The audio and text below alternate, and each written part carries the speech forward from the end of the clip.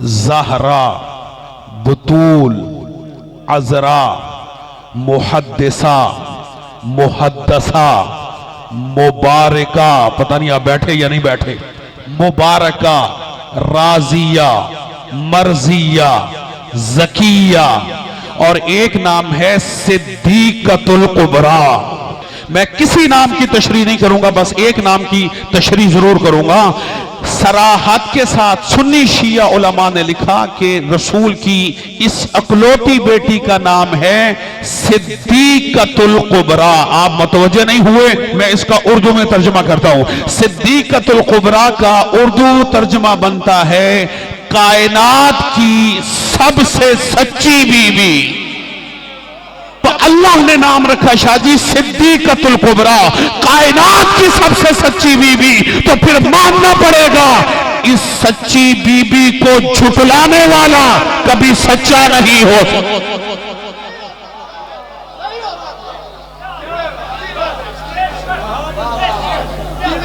سلامت رہے آپ، سلامت رہے آپ۔ لگائے قطن کسی کی دل آزاری میرا مقصود نہیں ہے۔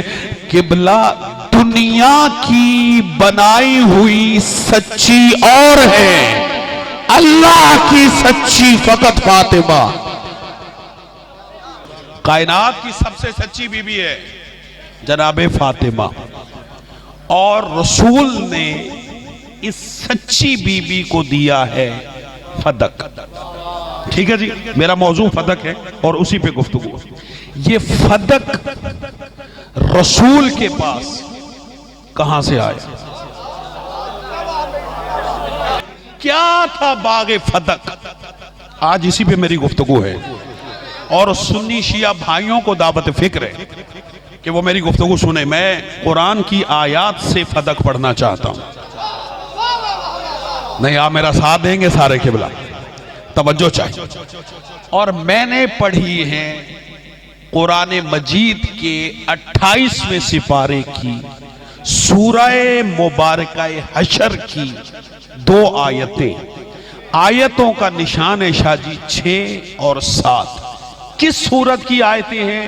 سورہ حشر کی۔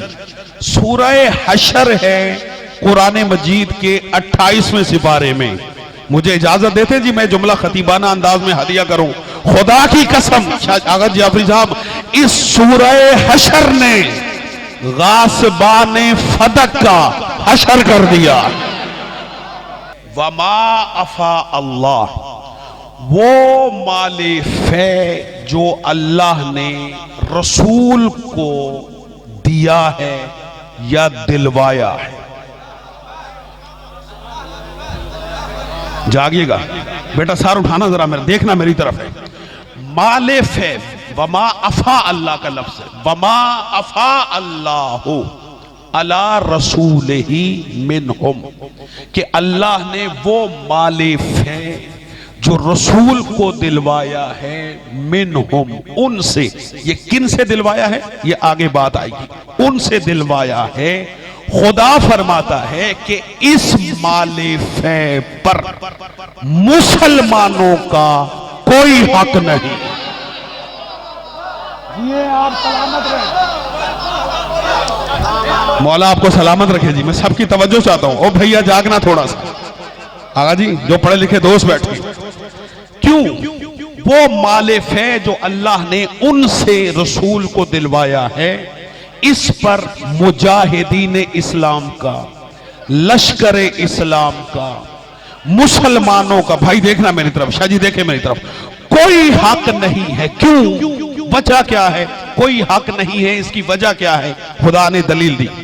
فما اوجفتم علیہ من خیل ولا رکاب، اس لیے مسلمانوں کا کوئی حق نہیں ہے کہ اس مال کے حصول کے لیے مسلمانوں نے نہ تو جنگ کی ہے،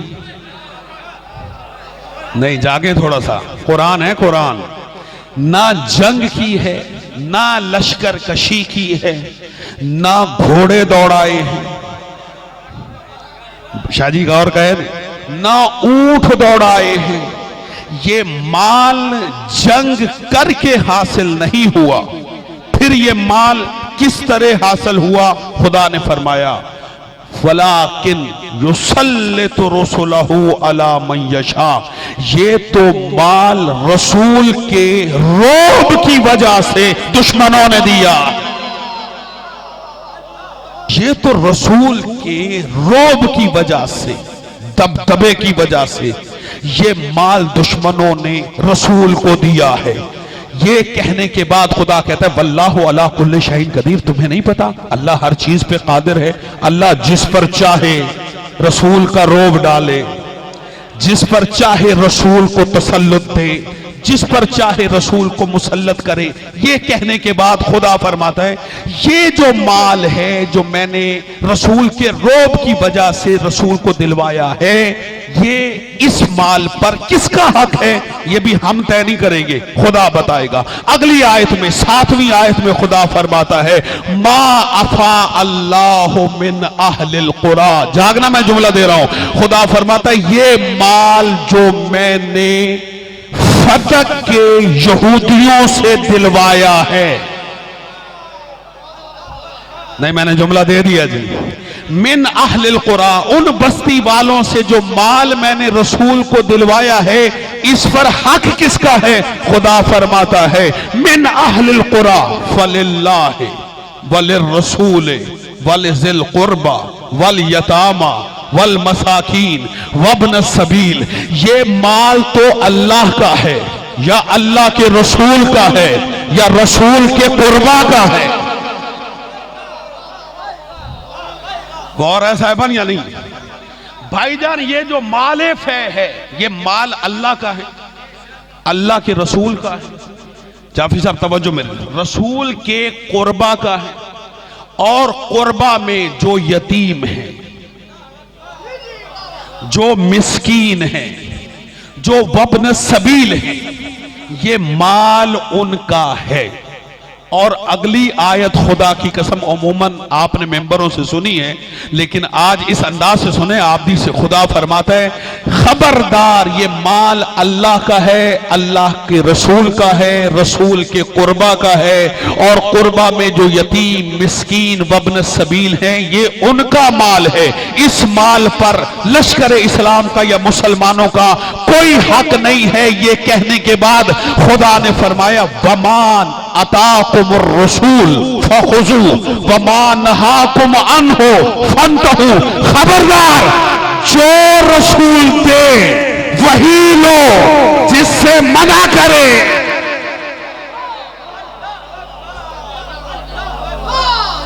جی آپ سلامت رہے. توجہ ایسا ہے بان یا نہیں؟ جی ہاں جی. ما اتاکم الرسول فخذوا وما نہاکم عنہ فانتہوا. جو رسول دے وہ لے لو اور جس سے منع کرے اس سے رک جاؤ. اب رسول نے دیا کیا ہے اور منع کیا کیا ہے؟ بھائی جان جاگنا میں اہل علم حضرات میں پڑھ رہا ہوں کہ بلا رسول نے دیا کیا ہے اور لیا کیا ہے. یہ جو مال ہے مال فے جس کا میں بار بار ذکر کر رہا ہوں، یہ مال فے دشمنوں سے ملتا ہے. لیکن اس مال کے حصول کے لیے بھائی جان دیکھیں میری طرف، جنگ نہیں کی جاتی، جنگ نہیں ہوتی. یہ دشمن خود مال آ کر رسول کو دے دیتا ہے. صلوات پڑھ لے بلکہ محمد والے. اب آپ میری طرف متوجہ رہیں. آقا جی میری طرف، میں محنت کر رہا ہوں اس کو ضائع نہ ہونے دیں. میری مہربانی میں آپ کے لیے پڑھ رہا ہوں. یہ جو مال فے ہوتا ہے قبلہ، اس مال پر کوئی جنگ نہیں ہوتی. یہ رسول کے رعب اور دبدبے کی وجہ سے دشمن خود دے دیتے ہیں. یہ مال کہلاتا ہے مال فے. ایک مال ہوتا ہے مال غنیمت. بہت سارے اموال ہیں، بہت سارے زکوٰۃ کا مال ہے، خمس کا مال ہے، صدقات ہیں، عطیات ہیں، یہ شرعی اموال ہیں. آج ان تمام اموال پہ گفتگو نہیں، یہ صرف دو مال ہیں. ایک مال ہے مال فے جس کے بارے میں نے 2 آیتیں پڑھی، اور ایک مال ہے قبلہ مال غنیمت. ٹھیک ہے جی. مال فے اور مال غنیمت میں بنیادی فرق یہ ہے کہ مال غنیمت ملتا ہے جنگ کرنے کے بعد، ٹھیک ہے جی، جنگ ہو، لشکر اسلام فتح یاب ہو تو وہ جو میدان جنگ سے جو مال ملتا ہے وہ مال کہلاتا ہے مال غنیمت، اور جو بغیر جنگ کیے ملے وہ کہلاتا ہے مال فے، ٹھیک ہے جی۔ مال فے سارے کا سارا اللہ اور اللہ کے رسول کا اور رسول کے قربہ کا ہے، لیکن مال غنیمت سارا مال رسول کا نہیں۔ جاگیے گا، چلے میں مال غنیمت میں بھی آیت پڑھوں، سورہ انفال کی آیت ہے جی، اور 10واں سپارہ اس آیت سے شروع ہوتا ہے جو میں آیت پڑھنے جا رہا ہوں، اور یہ مال غنیمت کے عنوان سے خدا فرماتا ہے وَعْلَمُوا أَنَّمَا غَنِمْتُم مِّن شَيْءٍ فَأَنَّ لِلَّهِ خُمُسَهُ وَلِلرَّسُولِ وَلِذِي الْقُرْبَى وَالْيَتَامَى وَالْمَسَاكِينِ وَابْنِ السَّبِيلِ۔ ذرا آیتوں سے آیتیں تو ملائیں۔ خدا فرماتا ہے جان لو کہ جو مال غنیمت کی صورت میں تمہیں ملے اس مال میں سے 5واں حصہ اللہ کا ہے، اللہ کے رسول کا ہے، رسول کے قربہ کا ہے، باقی تمہارا ہے۔ نہیں، میرا ساتھ دیں جو پڑھے لکھے دوست بیٹھے، یہ اموال شریعہ کی تقسیم ہے جو فقہ نے رکھی ہے۔ جاگیے گا، مال غنیمت میں اللہ اور اللہ کے رسول کا اور رسول کے قربہ کا کتنا حصہ ہے بھائی جان؟ 5واں۔ اور جو مال فے ہے اس میں 5 کی قید نہیں ہے۔ دیکھیں میں آیت سے آیت ملاتا ہوں، خدا فرماتا ہے جو غنیمت آئے فَأَنَّا لِلَّهِ خُمُسَهُ وَلِلرَّسُولِ وَلِذِي الْقُرْبَى، جو مال غنیمت کی صورت میں ملے اللہ اور اللہ کے رسول اور رسول کے قربہ کا ہے خُمُسَهُ 5واں۔ اور جو مال فے ہے اس کے متعلق فرمایا کہ جو مال فے ہے من اہل القرى فَلِلَّهِ وَلِلرَّسُولِ وَلِذِي الْقُرْبَى وَالْيَتَامَى، یہ جو مال فے ہے یہ سارے کا سارا اللہ کا، اللہ کے رسول کا اور رسول کے قریبیوں کا ہے۔ بھائی جان صاحبان تشریف فرما ہے، ایک مال ہے مال غنیمت، ٹھیک ہے جی، اور دوسرا مال ہے قبلہ مال فے۔ بہت ساری مثالیں ہیں لیکن میں قریب ترین مثالیں دیتا ہوں۔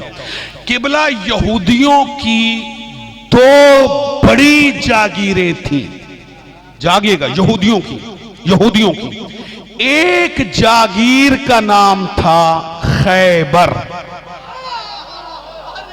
میں جملہ دے چکا ہوں جی، نہیں آپ میرا ساتھ نہیں دے رہے، توجہ ہے، یعنی ایک جاگیر کا نام ہے خیبر، اور اس خیبر سے متصل دوسری جاگیر ہے جاگیر فدق۔ میں دے چکا ہوں جملہ لیکن آپ نے توجہ نہیں فرمائی۔ قبلہ یہودیوں کی کتنی جاگیریں؟ 2 متصل ہیں، کبھی آپ جائیں مولا آپ کو لے جائے، آپ زیارت کیجئے گا، مدینے سے تقریباً کوئی 80 سے 86 کلومیٹر جو ہے یہ دور ہے خیبر۔ خیبر بھی یہودیوں کی جاگیر اور فدق بھی یہودیوں کی جاگیر، دونوں سے مال ملا، خیبر سے بھی اور فدق سے بھی، لیکن دونوں کے مال میں فرق ہے، جو خیبر سے ملا وہ غنیمت ہے۔ نہیں آپ میرا ساتھ دیجئے گا بھائی جان، جاگے جو پڑھے لکھے دوست بیٹھے، قبلہ جو خیبر سے ملا وہ مال فے نہیں تھا، وہ تھا مال غنیمت۔ جب خیبر فتح ہوا اور بڑے بڑے سورما یہودیوں کے مارے گئے، اس یہودیوں کی بستی کے ساتھ، خیبر کی بستی کے ساتھ ایک بستی تھی، وہ بھی یہودیوں کے کنٹرول میں تھی، ان کا نام تھا فدق۔